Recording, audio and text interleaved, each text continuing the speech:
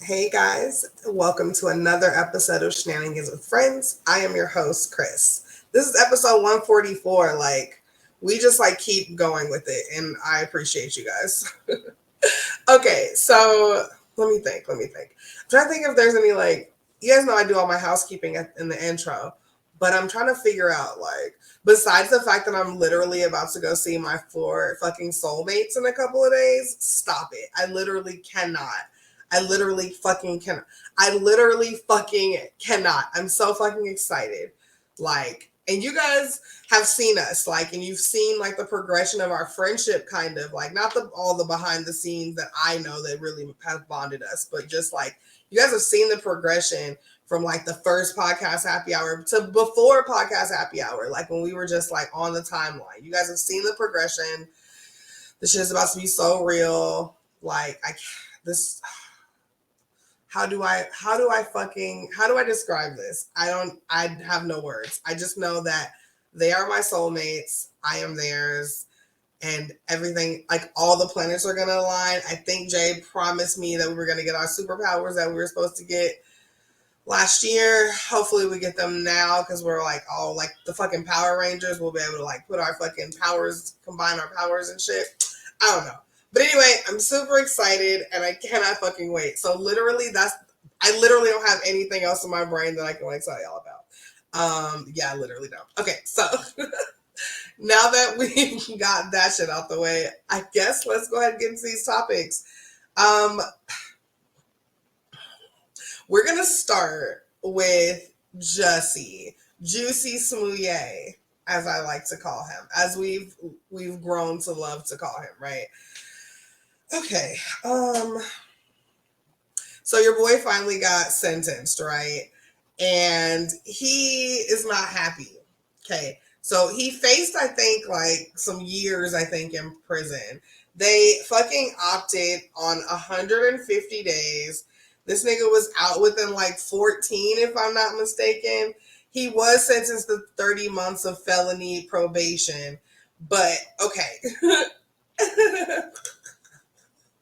I always nervously laugh when I'm about to just speak my truth, and I know that I'm either somebody's gonna be stewing about this, they just won't say anything to me, or I'm gonna get this weird cryptic ass email later to my podcast email, and and I know it's gonna probably be about this.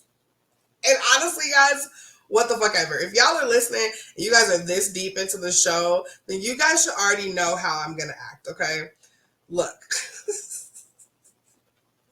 Bro, give it up. You were fucking lying. So here's the thing, right? And I'm okay, I'm okay with the sentence. Honestly, I don't care. Honestly, I literally forgot about it and didn't even think they were gonna charge him with anything. I fucking forgot.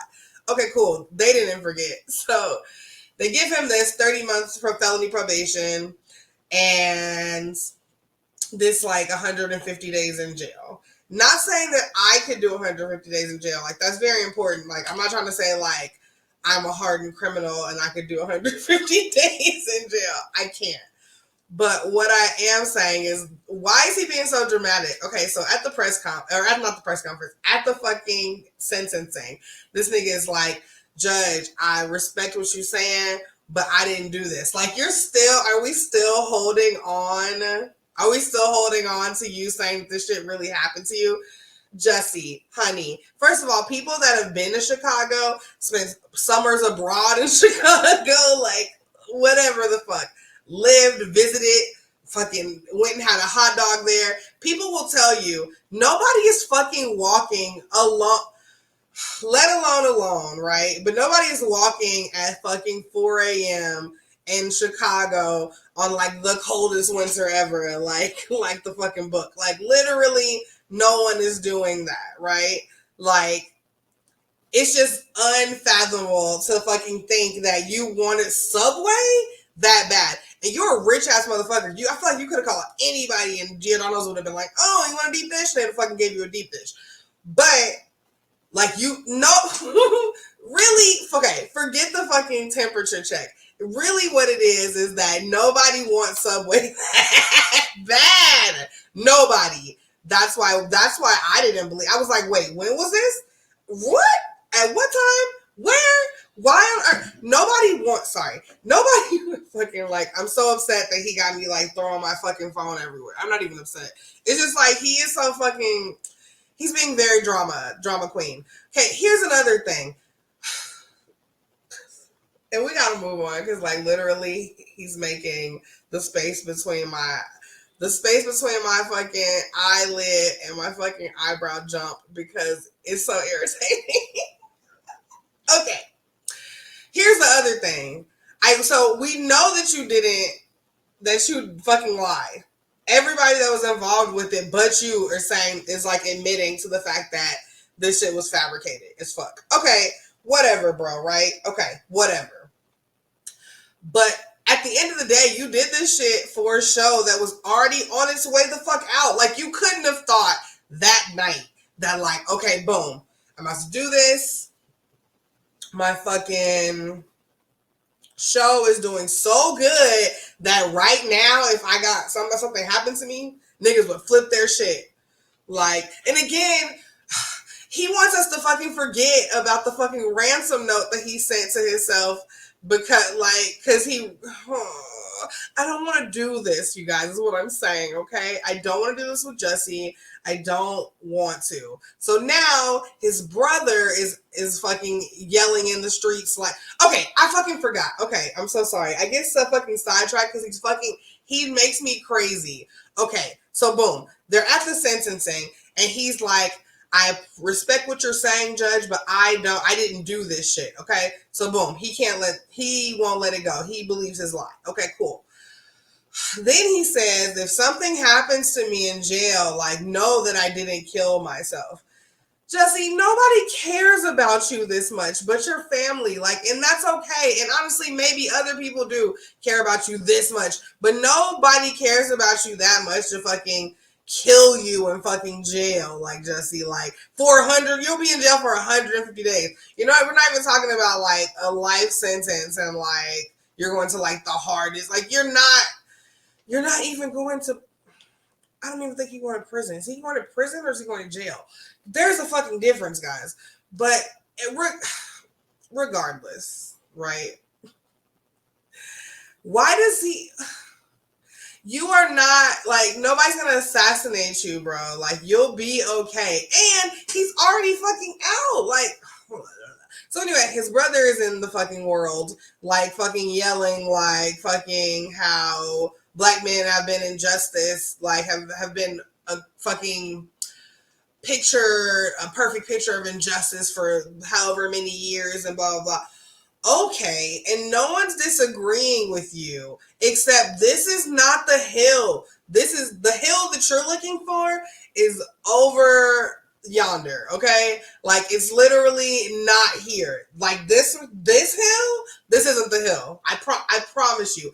I feel like I've seen the hill, and it don't look nothing like this one. Like, it's over there, and it's not this one. Guys, when these things happen to people, it's horrific. Have Black men been the fucking butt of the fucking justice system forever? Absolutely. I'm not saying that any of that is incorrect. What I am saying is this is not where we're going to do this. This is not where we have the conversation, because he literally, all this was for him to get more money on a show that was already Titanic in. Like, so what are we even saying here? Okay. And literally, I've spent way too much time on this. But guys, he fucking drives me nuts. Okay. I just saw him, like, everybody, light-skinned ass crying and shit. Like, listen, you'll be fine. You already got out. Maybe they'll just, like, fucking just leave you'll just be at the house. Like, you'll be at the house anyway in a second. 150 days is, like, whatever. Like, in, like, your book, you have so much fucking noodles. You'll be fine. Anyway, all right, let's move on. Speaking of niggas that may need noodles because they're going to jail. So, guys, listen. YouTubers, they're literally out here doing any and everything to go viral. Apparently, there was this like 24-hour like overnight challenge or whatever, where you're supposed to like sneak into a place, hide there until it closes, and just be in there like for 24 hours. So If you're like from like 5 p.m. till 5 p.m. or whatever the fuck, right? And honestly, I don't even think they meant 24 hours because I really think they just meant like until somebody else come in and lock the door or some shit. But anyway, I don't know why. I don't I don't know why the idea of like things illegal like seem fun and like trending to people. Like I'll never understand. But basically, it's a couple. They stayed in the Target location after it was closing. They fucking made a fucking fort or some shit to hide in until it closed. And then they're just like recording themselves like fucking walking around aimlessly in a Target. They didn't get charged with fucking grand larceny or larceny, which makes me believe that they probably didn't, that they didn't steal anything. They didn't open up anything or whatever. But it doesn't matter because they're definitely facing 7 years in prison. And like, what? Okay. So, this happened in Pennsylvania. Here's the thing that's like really bothering me about this whole like situation. Why is this nigga named Johnson LaRose? What the fuck kind of fucking noir fucking comic book name? What kind of name is that? Also, because he's a black man, having the first name Johnson, are you bragging? I don't know. I'm just asking. I'm just looking for clarification. But yeah, man, so they were fucking in Target, just being in Target to be in Target, and they got charged with conspiracy and third-degree criminal trespassing. You know, like I guess they were expecting a fine, and they definitely are getting sentenced. See, they didn't even stay in there for 24 hours. They actually left through the building. So really, these motherfuckers could have gotten away with it, but they tricked off an alarm. They went through the exit at 3 a.m., setting off the alarm. Then they came back at 8 a.m. to wrap up their video. Like, so you left, made the alarm go off. They saw your black ass and your white ass on the fucking thing, and then you came back to the store. That's obviously why you got caught. And literally, I couldn't have read that before because that would have irritated me like to the 10th degree. Like, all right. So honestly, at this point, y'all get what y'all get, because like y'all should have stayed y'all asses in there if y'all was really bad about it, or you guys should have like just not. I don't know what the fuck y'all should have did. It's all stupid. So there's that.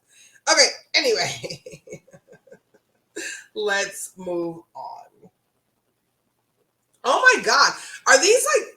So I try to put these fucking topics in a way that they'll like segue good together.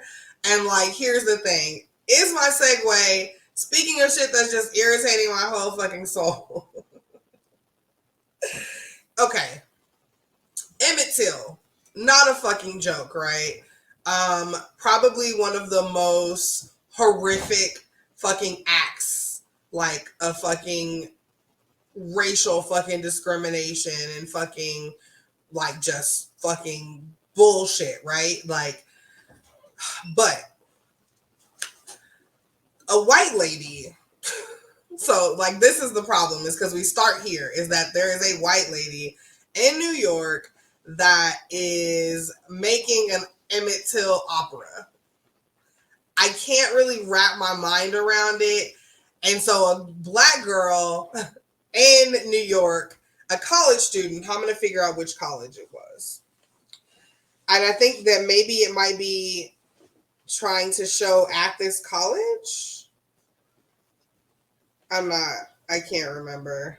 But anyway, so the black girl is super outraged, and she went on change.org, because that's what niggas do when they want something to change in their life, right? They go to change.org and beg for signatures. What the fuck even happens after niggas? So let's say, boom, you got 15,000 signatures, and that's how much you need, because that's how much she actually needed. When I checked it, it was at like 12.5, and she needs 15 in order for it to be completed. But nothing happens, right? Like, what the fuck can change.org? You're not even a .com. Like, let's start there. Like, you don't even have enough pull in the internet streets to fucking get anything. You just literally don't. You literally don't. It literally just makes people be like, oh, that sucks. And like, we talk about it on Twitter for a while, and then that's it. And that white lady be like, Emmitt, like, and she's about to go on and fucking sing her opera about this fucking maimed black boy.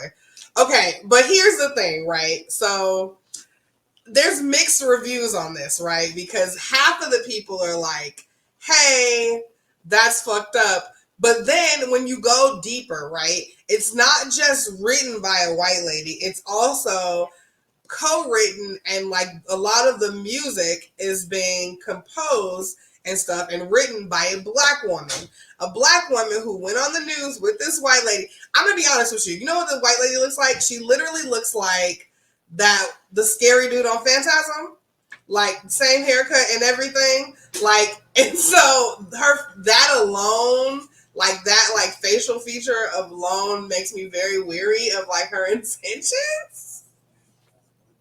But okay, so they both are on the news, and the white lady is like, hey, I was affected by this.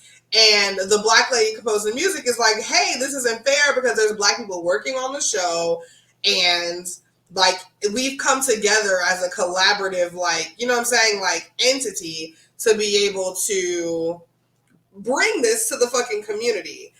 I don't know. I'm very like, I feel torn because I'm like, damn, like let black fucking theater people work, right? And fucking all that shit. But also, what the fuck are we talking about? So, in the Black Girls Change.org petition, it's basically saying that this is a fucking play about white guilt and white supremacy. And the white lady is saying, no, this is the opera about the mom. But there is a character in it, and it's like a white teacher, and she's supposed to represent white silence. Like, but like, why are we adding people? Like, why? Who touched your shoulder, Phantasm, and told you that this is your lane? And listen, she's old as fuck. She was like 20 when it happened. Let's say she's old as fuck. Sorry. Whatever. She's old as fuck. She was like 20 when it happened. She says that she was personally affected by it. I don't know how you could be a white lady and be personally affected by something like this happening. Unless you're personally affected by the fact that your white lady brethren be lying so goddamn much. Other than that, I'm not really sure how. It's not computing. It's not computing. Okay. So I am very interested to hear what you guys think about this. Again, Emmitt Till opera, okay? Written mainly by a white lady that looks like the dude from Phantasm. But there's black people in it. The chorus is half white, half black. Very inclusive. I don't really know what to make of this, but I don't know that they're going to be able to stop it. And both of them have gone on the news and stated, stood behind their product, what they're trying to provide the community. So listen, if the black lady want to do it, I guess it's just not sitting right with my Negro soul. Like, you know what I'm saying? Like, it's just really not. So I don't know what's going to happen, if it's going to happen. If you're in New York and it happens, go see that shit. Like, tell us if it was about white guilt. Like, let us know. And could you imagine, you know how like you walk out of Hamilton and it's like, it's a bop. So like you be having it stuck in your head all day. Could you imagine having something from an Emmitt Till opera stuck in your head all day? That sounds trash and disastrous. I hate that for anybody. Okay, let's move on. Guys, how much do you love your animals, right? A lady paid $25,000 to clone her cat. But she's basically saying that the cat is not even her cat. But obviously it's not her cat. Okay, So her cat died, right? The cat was 5 years old, and she felt like the cat died too young, and that's young for a cat. And so she spent the $25,000 to clone the pet. She said that she was like having trouble sleeping, and she has a roommate who's a vet tech. And at some point, they start talking about cloning. I don't know that that's in your job description as a vet tech to be like, oh, you trying to fucking pet cemetery your fucking cat? Or you on that pet cemetery shit? Like.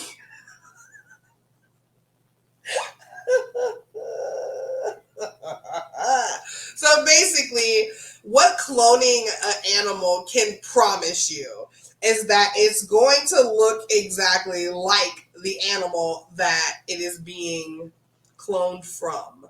Except it's gonna probably not have its like the same personality, because like how are we supposed to do that?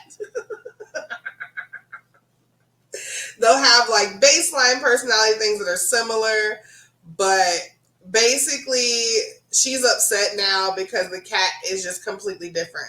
Her first cat was very chill. This cat be like turned up to the max all the time.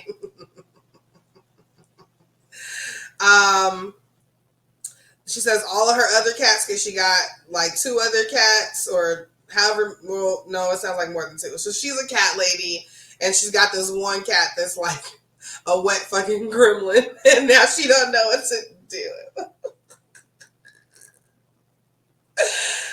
PETA even sent her an email to say that like you shouldn't be doing this. You should have just went and fucking adopted a pet in need. I don't know what you should have done, but girl, could you imagine? Could you imagine spending $25,000 on anything and that shit did not come out exactly how you wanted it? Like, could you imagine paying $5,000 for anything and it didn't come out exactly the way that you wanted it? Like, I literally cannot imagine. I literally cannot and will not imagine. I mean, but honestly, people that have the money to do something like this, like, they just have the money to do any of these things, right? So it's like 25,000 was just like, you know what I'm saying? Like a fucking Chris shrug. I don't know.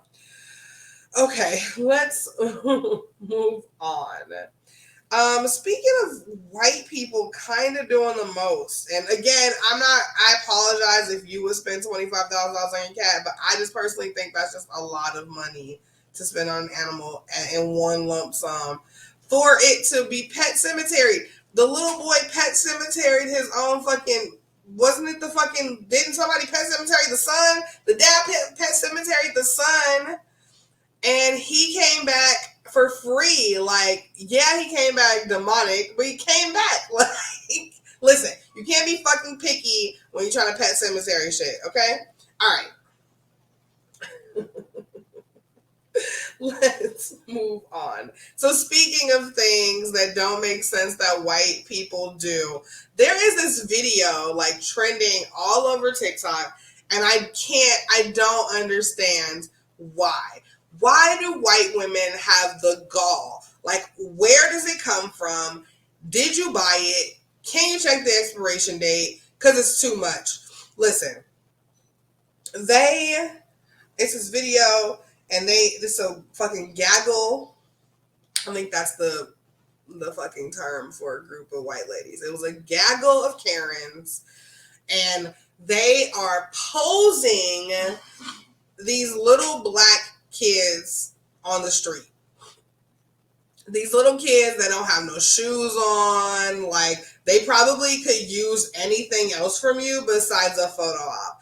And these fucking ladies are like crouching down and like taking these pictures and just being really fucking weird to me. Like, and have like, at one point to me, and I don't know if it's just like because I was irritated about the video, but at one point it even looks like the little kids were trying to like bounce, and it was like, wait, like,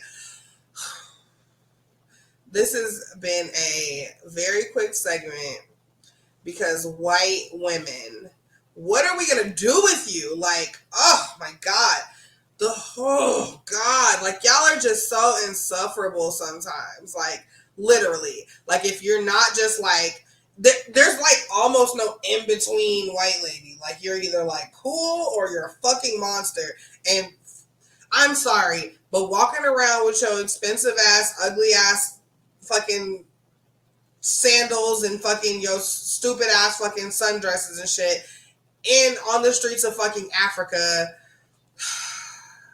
while you are fucking doing everything and anything but helping these little kids. Like, if you're gonna fucking, I didn't even see them like give them no money or nothing. Like, I'm not like whatever. I don't know if they were out there panhandling or whatever the fuck they was doing, but whatever the fuck they was doing, I'm sure the fuck they mom and their dad or who the older person that takes care of them or whoever the fuck, I'm sure that they wasn't expecting them to do that shit for free. Like, and I just don't understand. Well, I do get it. Like, I understand where they think they have the room to do these things, but it's really fucking disgusting. Everything is not a photo op, okay, bitch? Like, literally, it's fucking disgusting. And I literally don't even want to talk about it no more. Like, insufferable is the fucking word for y'all. Fucking sufferable. And the more money y'all have, the worse y'all are. It's either, let me stop. Anyway. Moving on. Speaking of fucking white people, oh God. Who picked these topics? Was it me? I'm so irritated. Okay. This is kind of interesting, but still it's not, because this is probably one of the things that like keeps me up at night, okay? There is nothing, and I work at a place where I see this, I see this more often than I want to, right? I'll see like black kids with white parents. And like, I'm trying to think of a time where maybe the white parent was light skinned and like just very light skinned or albino, but that's never been the case. These will be like clearly black kids, and this will be clearly two white people. And something about that does not make me feel good.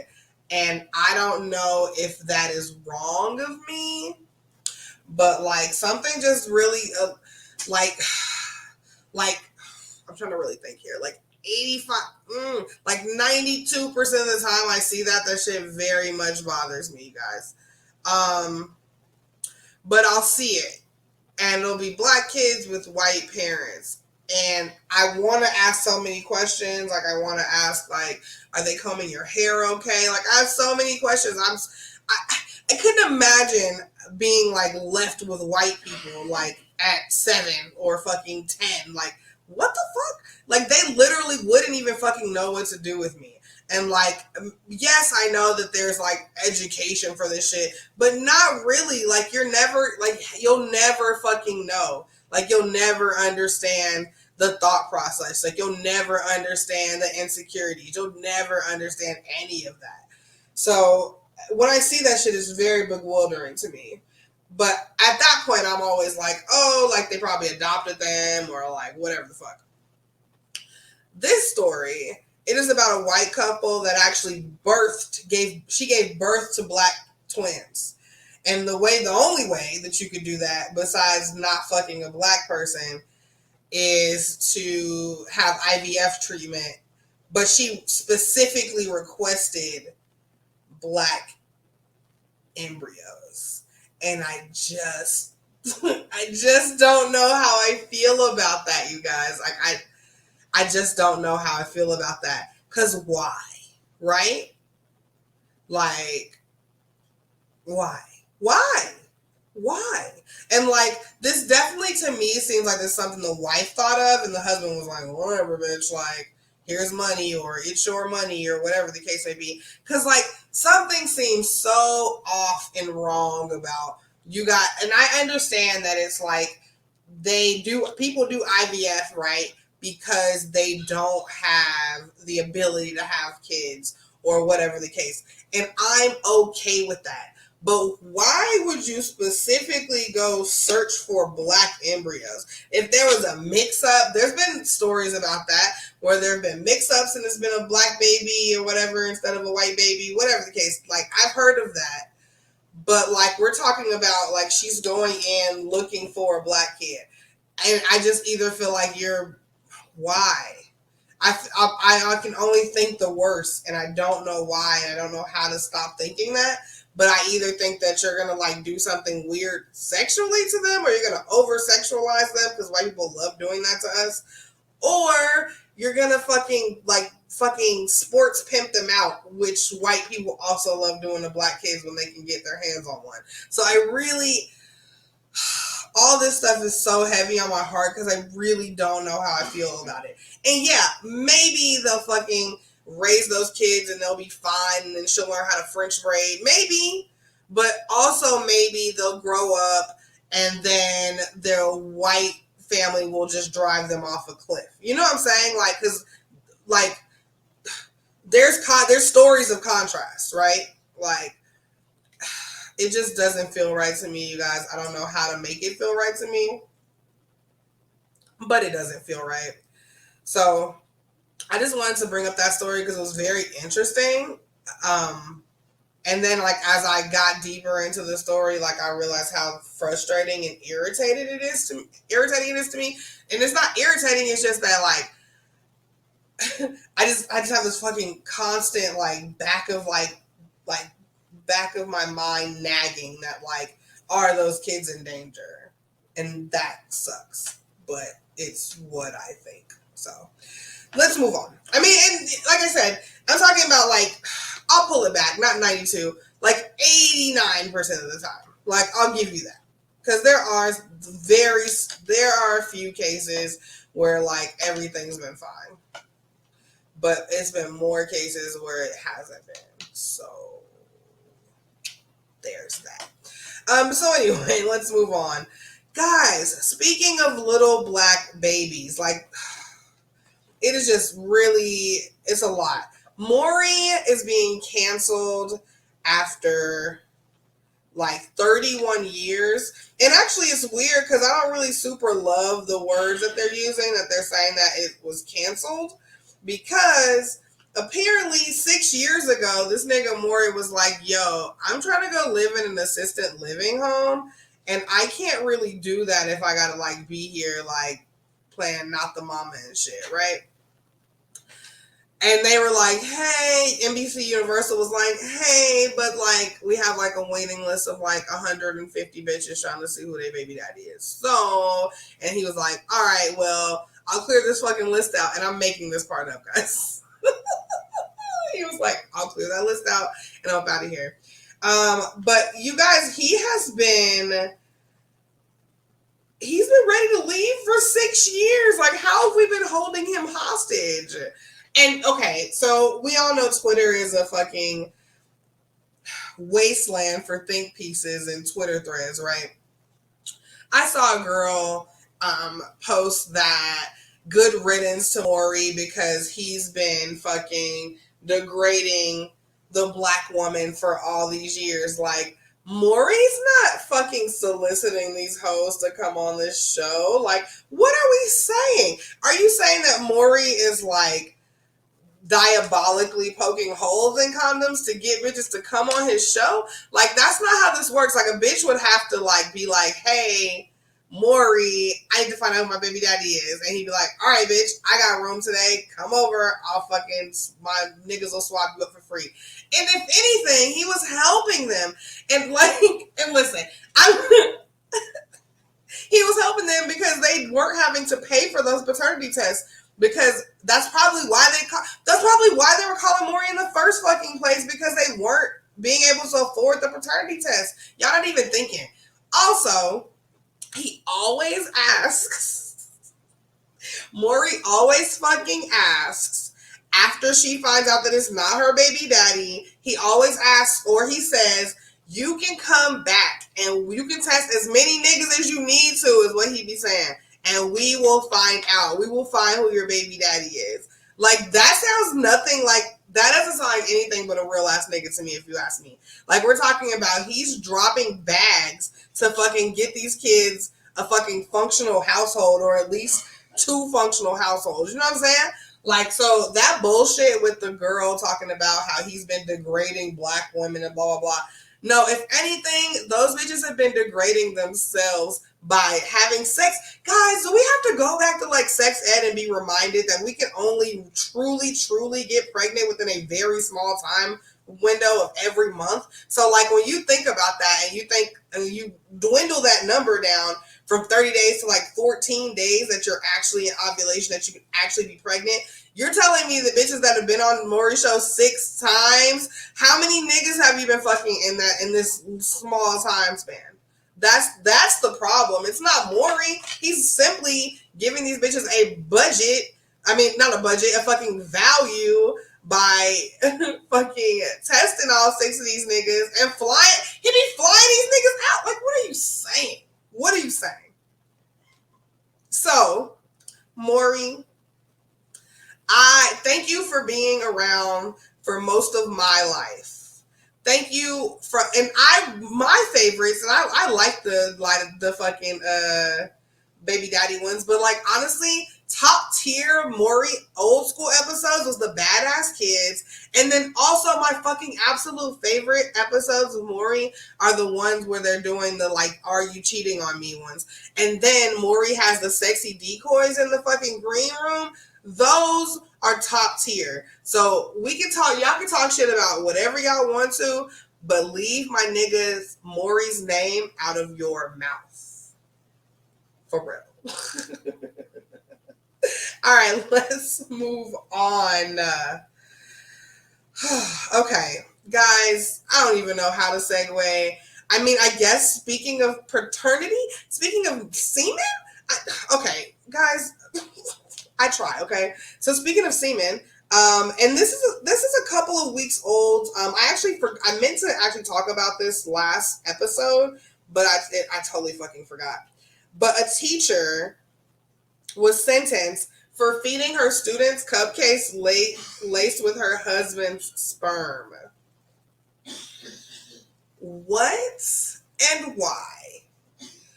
She was sentenced to 41 years, as she should be, right? But yeah. So she admitted to this. Why she laced these cupcakes with her husband's sperm and fed them to her students, I will never fucking know. Her name is Cynthia Perkins. She is a white lady. Husband is also white. His name is Dennis Perkins. They are not married anymore, right? They were both arrested back in October 2019 and charged with 2 counts of first-degree rape, 60 counts of producing porn involving a juvenile under the age of 13, and with a slew of other sex crime charges. So, and then, on top of that, the fucking cupcakes. What in the holy shit? So here's the question. What the fuck do we have to do? What are we not doing in this screening process for these teachers? Like, are you guys being so, and like specifically these women teachers, and I'm not saying that there aren't guy teachers that are maybe weird or creepy, like, but these women teachers are fucking out of control. Like, this is like feeding, what? Like, could you fucking imagine, like, and what if this nigga had something? What if this nigga had a fucking STD or something? I'm like, what the fuck? I'm just so confused and baffled on why white people the way that they do. None of this makes sense. Like, this, like, I'm not even like, I don't.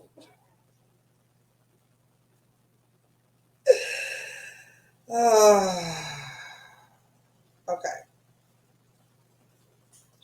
Also, fun fact, her ex-husband was a parish sheriff deputy at the time of their arrest. So, like, ew. She came to an agreement with a plea deal. They dropped 3 of the she pled guilty to 3 of the charges, and that is what gets her 41 years in prison. They don't really say what he gets, but he should get a lot because it was his nut. Hold on, let me figure it out. Oh, she's gonna testify against him. Let's see.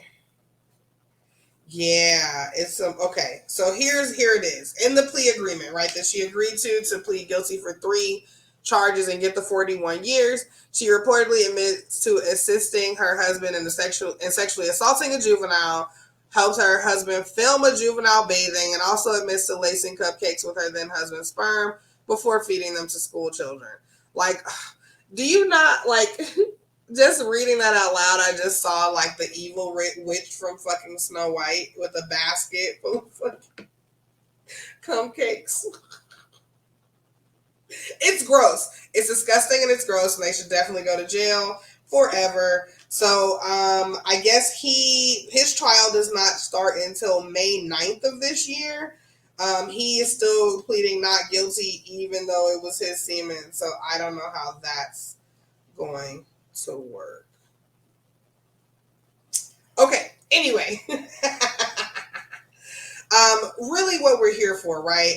Pusha T has released a diss record against McDonald's. So we all know that Pusha T him and his brother came up with the fucking ba-da-ba-ba-ba, or the, like, and the I'm loving it slogan, right?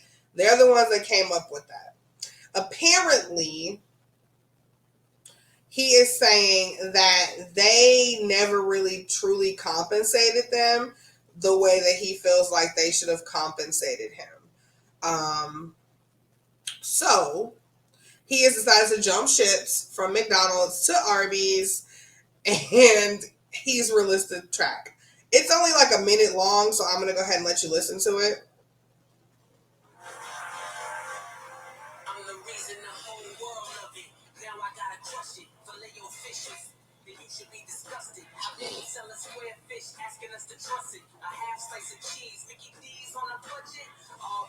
And they got like a bootleg clown in the commercial. This